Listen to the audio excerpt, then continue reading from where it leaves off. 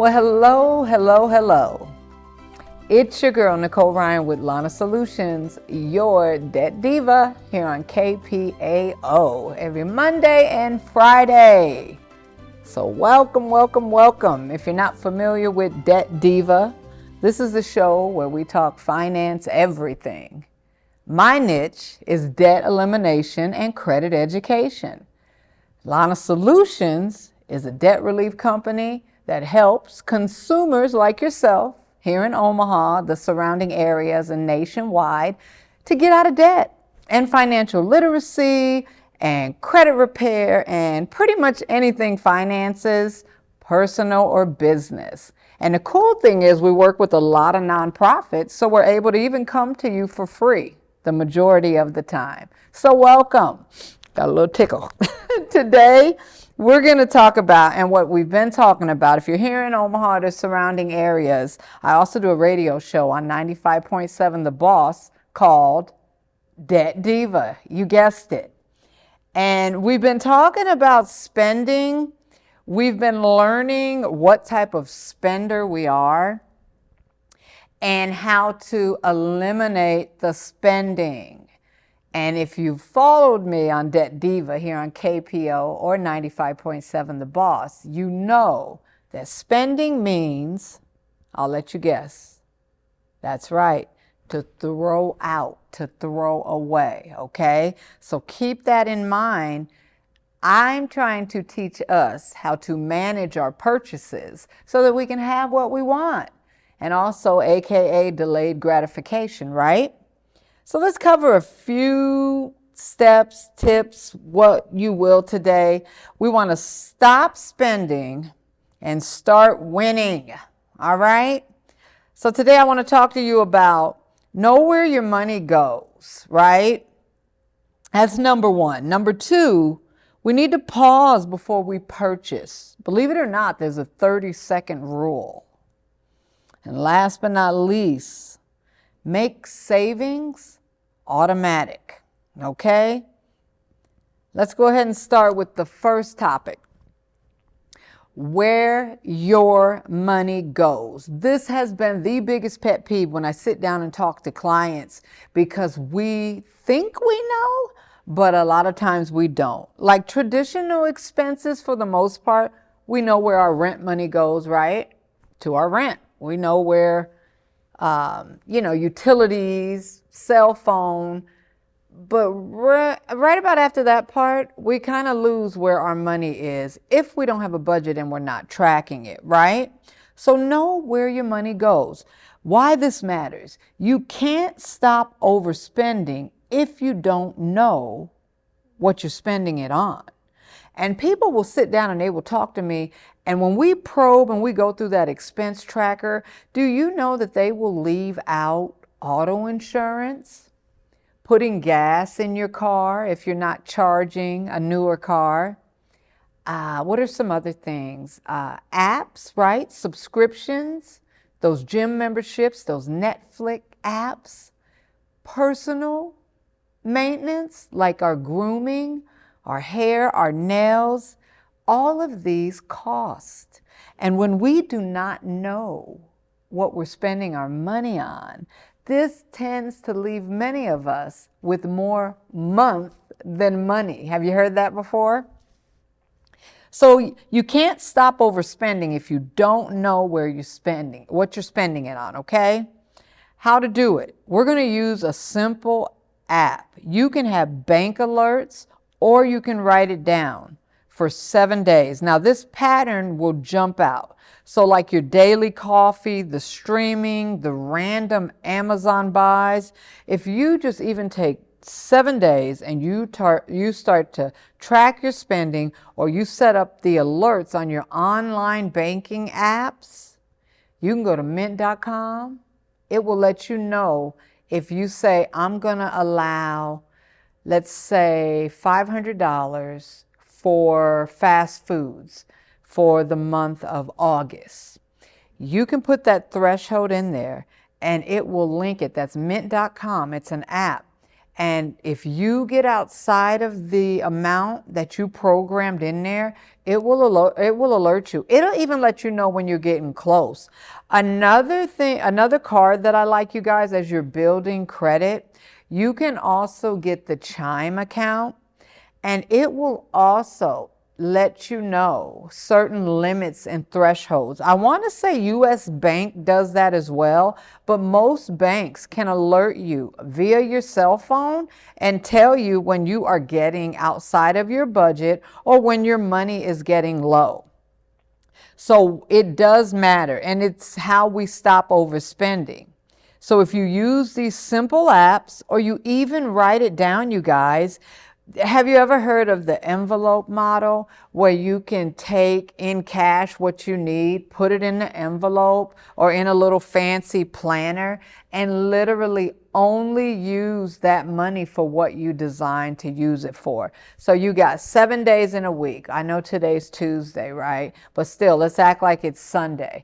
And you know that the next 7 days, here is the amount of money you plan on spending for your lunch at work, school's lunch, etc., etc. Some of the stuff you would unconsciously spend, I promise you, if you try that cash method or that envelope method, even if you want to do it for your bills for a month, it really consciously affects us when we go to spend it, because it's starting to disappear versus us swiping. I always say swipe or no swiping. Dora Dora, it's a parent thing if you have kids. Now, I know there's a bunch of different cartoon characters out there now, but I think for the most part, most parents know of Dora Dora. So the swiping, it has to stop, because we just unconsciously do it. And that's why the average American has, I believe it's around 6 to 7 credit cards.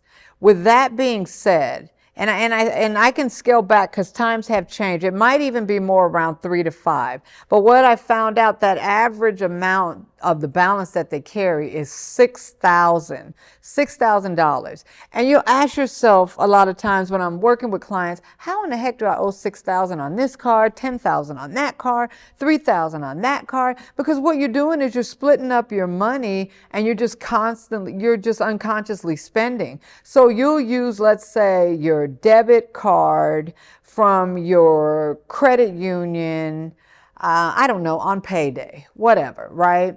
You're swiping it, you're going to the store, you're going to Starbucks, you're getting your fast foods, all this little miscellaneous stuff here and there. You buy your mom a gift or your kids a gift.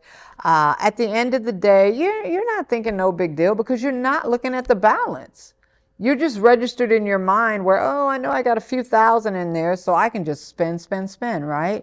But you're not strategically taking the time to track it. And if we don't track it, you guys, we have no idea what we're spending. So I don't want to stay too long on know where your money goes, but you got to get a budget and start tracking your money, or get an app, or just write it down. I'm only asking you just to try it for 7 days. Don't even worry about 30. Try it for 7 days. And I would ask that you do start like on a payday Friday or a payday. And those 7 days, just really track it, and you'll start to locate where it's at so you can stop all the spending. Number 2, right? Pause before you purchase. This is delayed gratification. This is a learned behavior, and it is a process, especially if you find out what type of spender you are, and you're an emotional spender, right? So your emotions move you to spend, whether you're happy or sad. You just are like an emotional roller coaster when it comes to spending. And you would be more of an impulse shopper, where, hey, they got the music playing when you go into your Von Maur, the classical piano music. It's just moving you to buy that beautiful flower dress or whatever it may be. I'm talking to myself, you guys. Or you're in Finish Line. You're the type where you're a sneakerhead and you love all the new sneakers, and they got that R&B rap or that pop music going, and they're just grooming you right into buying those $200 pair of sneakers. And I know they're even more expensive than that nowadays, but you still have to stop. A 30-second rule. All right? Why this matters? Because most overspending is emotional or impulse. How to do it when tempted to buy? Pause and ask. We're going to ask ourselves these questions. Do I really need this? So is this a want or need? Can I find it cheaper? Or wait 24 hours? Like if I really need it that bad, let's take this 30-second rule to think is what we're doing here. Is this helping my long-term goals? So if you don't have a plan, you're going to plan to fail every time because you are vicariously out here just spending. And if your emotions are anything like my emotions or my thoughts on a day-to-day basis, you guys, this can be just a wreck waiting to happen. You feel good, you run out and go buy the $30 sit-in lunch, right? You're feeling good, so you figure, we're going swimming this weekend with the kids. I can use a new swimsuit. You're winding down after work, you're on Amazon, whatever. I'm going to overnight this beautiful swimsuit. I got thousands of dollars, tens of thousands of dollars in the account, or hundreds of thousands, or maybe just a few hundred. But at the end of the day, you are trying to fill a void that the spending will never fill, you guys. We have to shift that.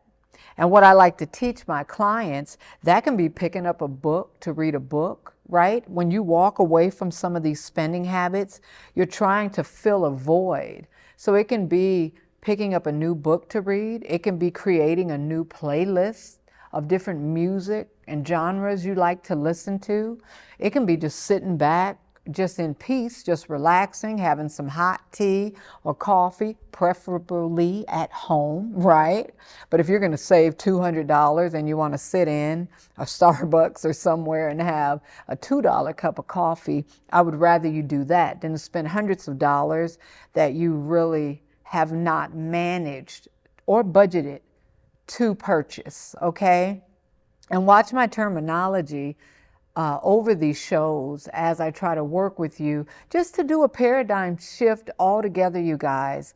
It's more of a behavioral pattern type thing that we're coming up against. So as we learn to change the way we think about these buys and why we're buying, we start to realize, ooh, this is emotional. I need to pull out of this because this is taking me to the ringer, right?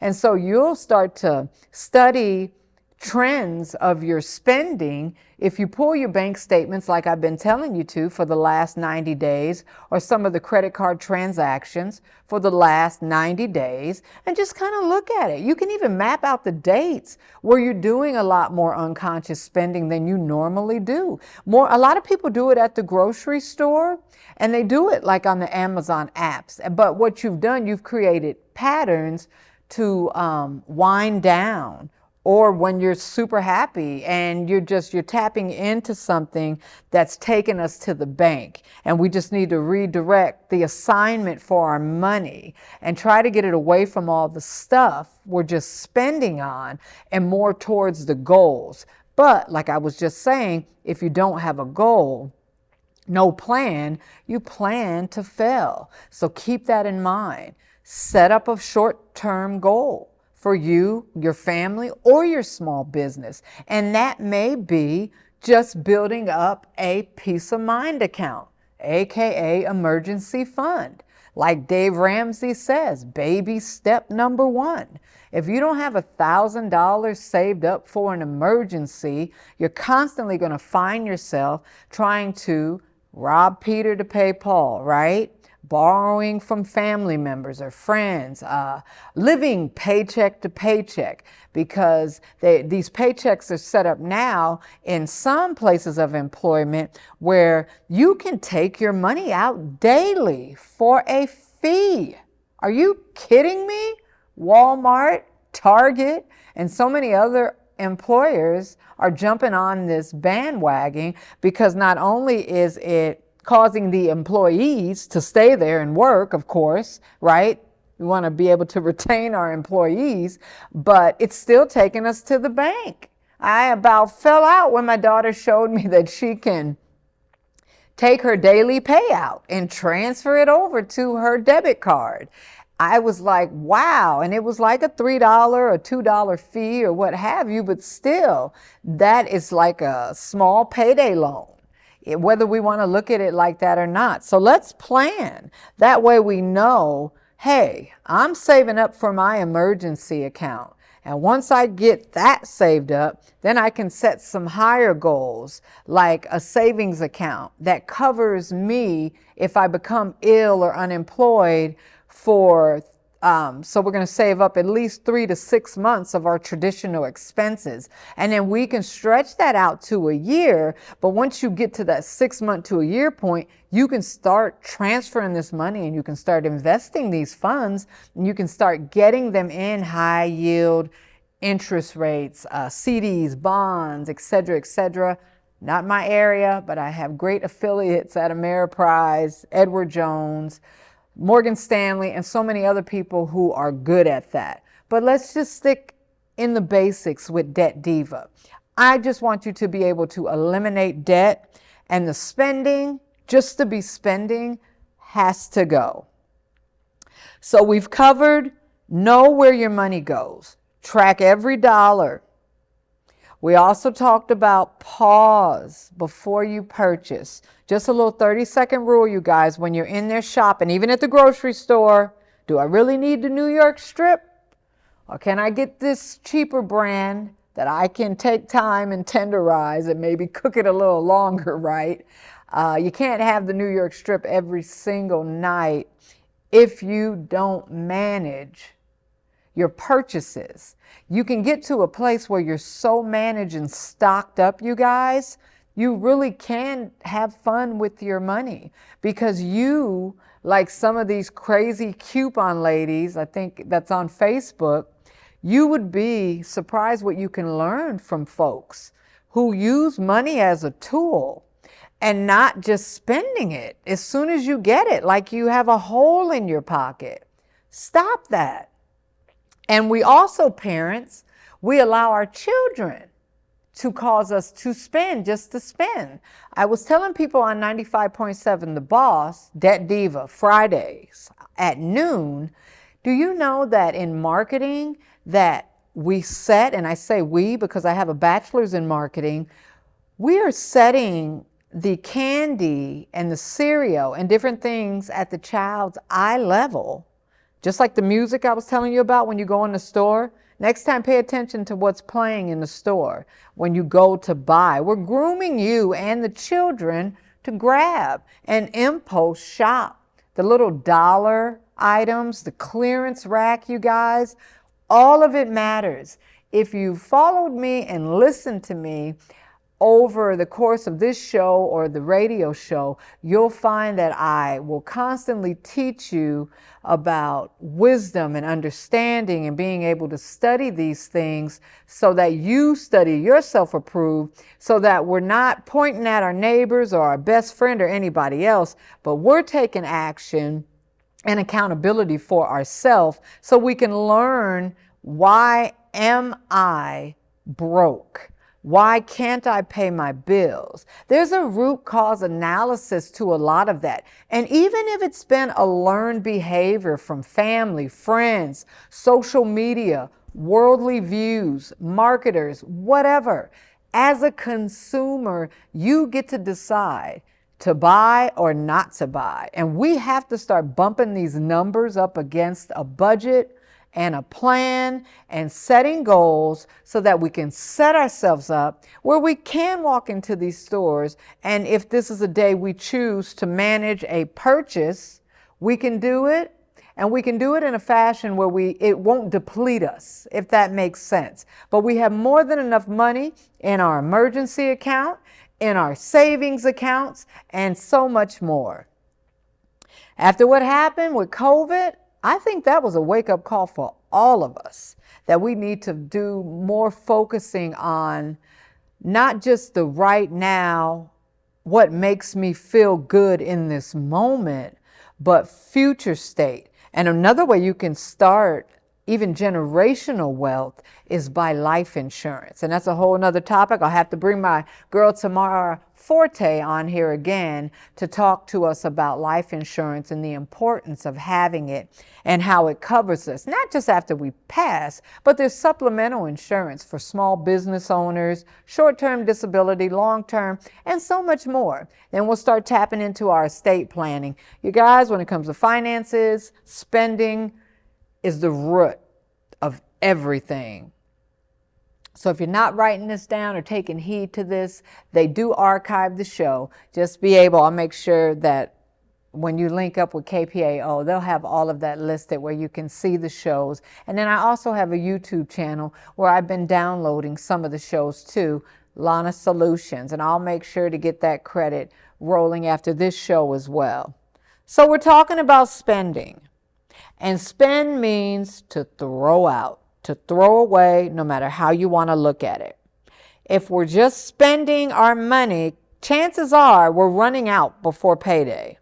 And then at the end of the year, when we get our W-2s or 1099s, we're wondering, where did all these tens of thousands or hundreds of thousands of dollars go? I have clients, I kid you not, whether they're 7-figure, 8-figure, 6-figure, they look at their statements and they're just like, I just don't get it. I know the money's coming in, but they're either on their way to bankruptcy because something's happened, right? Because we didn't have a plan for our money, or they too are living paycheck to paycheck. So can you imagine someone making, let's just say one of the clients, almost $400,000 a year, right? And for some of us, we're thinking, hey, because the average Nebraskan only makes a little over $60,000 a year. So can you imagine some of us who have hopes and dreams and desires to even make that kind of money, to be bringing in almost $400,000 a year, and they're still in debt, and they're still in bankruptcy court, and they're still trying to figure out how to pay off credit card debt? Each level has spending habits and debt that comes with it. So when I teach with Urban League and we teach our annual I Am conference for the girls here in Omaha, Nebraska, we always talk about the celebrities that have filed bankruptcy. So what I try to teach is to teach people not to get so wrapped up in these celebrities, because most of them are filing bankruptcy, or they're dealing with some type of financial hardship too. And we get to see the glitz and the glam and the sponsorship behind all the stuff they wear and they drive. And we're like, oh, I wish I could have that. You can have that. And even more as you learn to take care of the little things. So as we learn to manage the small things, that's how we're able to increase and have more of the big things. And we may not all be millionaires, right? We may not all be the ultra rich, but there is a way to manage our money where we're at least financially stable and we have more of a cushion and more savings so that we can live peacefully, right? And not have to worry every time a tire is blown or some odd bill pops up that we have to pay, and we just don't have the money, so we borrow, and then we pay interest on our money. And instead of paying interest on our money, we want interest on our money, compound, so we can flip it and have more money. But we can't get to that stage if we don't stop with the pennies, the nickels, and the dimes that we currently have and start to invest them. And I also spoke on the radio show, or I had a seminar with Grow Nebraska with BMO Bank. Shout out to BMO Bank. They have some phenomenal free stuff that they do when they're out teaching. So be sure to follow them and see where they're teaching about finances and business credit and so much more. But it all goes right back to what we're doing with our money. Even when they were teaching, I sat back. I always talk about an analogy of this naked tree, right? And every dollar you put on it, and I learned this from a great wise man, every dollar you put on the tree, it gets bigger and bigger and it grows. And then you become this tree where a lot of us want to help other people, where people are now able to pull from when you want to help the needy and your family members and your friends, you guys. So challenge yourself these next 7 days, okay? Budget, write a plan, whether you use the envelope method or you just consciously start to track where your money is going and then cut back on the spending, because spend means to throw away, all right? I want you to start to manage your purchases, and if you need help, it's your girl Nicole Ryan with Lana Solutions, your debt diva. If you mention KPAO, I will speak with you for free, all right? You have a beautiful day, evening, afternoon, whatever time this is aired, and thank you. And join us again Monday and Fridays, you guys, KPAO. Bye.